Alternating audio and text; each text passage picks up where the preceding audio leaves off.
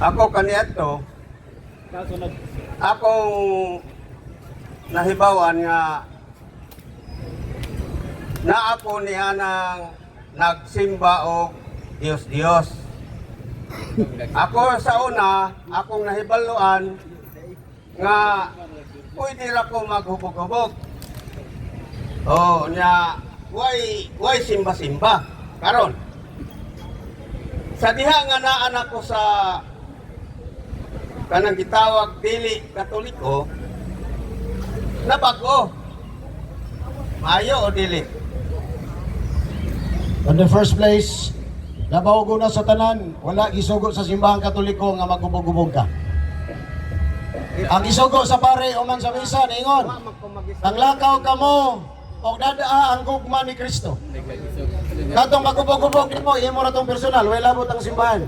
Nga naman, wala gisugo sa simbahang Katoliko ang pagubog-ubog, ang pambabay, ang pagsugal, ang pagbinuang, ang pagpatay, ang pagpangawat. Busa, kung Katoliko ka, nga nagbuhat ato imo tong sala. O sa dihang ibalhin ka, salamat, kaya nawa na ang mga magkasasala. Ibalhin na sa protestante. O ng Katoliko na bilhin mga buhutan. Wala, salamat. Ikaduha, usa ka na kong bakak, nga nagsimba ko na siya Diyos.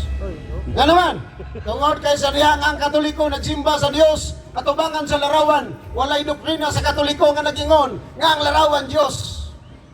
Catechism of the Catholic Church, the official book of the Catholic Church nagingon, we Catholics did not worship the idols nor the images. We only worship God in heaven, the Father, the Son, and the Holy Spirit. Katong iyang pagsimba Diyos, iara to, wow, ilabot ang simbahan. Kaya ang Katoliko ningon, wala sa larawan ng among Diyos, tuwas langit. Sumala sa gitudlo ni Kristo nga pagampo, San Mateo 6:9, ningon siya, kung nagampo ka mo, ingnan ini, ama namo nga nakas langit. Asa ang Diyos sa Katoliko? Naasa langit. Unsay Diyos sa mga pastor? Naasa larawan. Sila may nag-Diyos, dili ang Katoliko. Pusa mo ito imong dakong sayop. Nagwali man ka niya sumala sa inyong pagtulunan nga gawas kung gipadala sa Diyos ang tao, kinahanglan sinugo siya sa Diyos. Karon nagwali man ka, isugo baka sa Diyos. Ikaw mismo. Ayun, nagsandig dito sa mga kuan nga. Kaya ikaw man akong ipangutana nga, nagwali man kakaroon nga gisugo baka sa Diyos. Gisugo wala. Ang simbahan nga gitukod ni Kristo, si Kristo nagpandong siyang kamot, nanudlo sulod sa tuloy ka tuig, unya man gisugo. San Mateo 28:19-20. Ingon si Jesus sa iyang mga unang Katolikong mga pari, panglakaw mo sa ibong kalibutan, iwaling may balita. Unya ang mga pari, nag-umul pod namo, nanudlo pod namo, naghimog mga Bible class. Muna gitudloan mi Catholic doctrines. Sa buhat 15, uno ngadto sa kapitulo 15, uno ngadto sa the following verses. Mga apostoles na mandong paggamot. O niya nagsugo sa iyang mga gitudloan nga panudlo sa mo. O gani sa Tito 1:5. Ningon San Pablo, gibilin ko ikaw sa Krita aron pagatiman sa mga butang o pamahuman og mag-ordain kang mga pari. O niya kanang amo mga pari kanuni na nanudlo, Bible class, Bible study, Bible seminars. O niya, gitagaan mi og certification nga graduate na.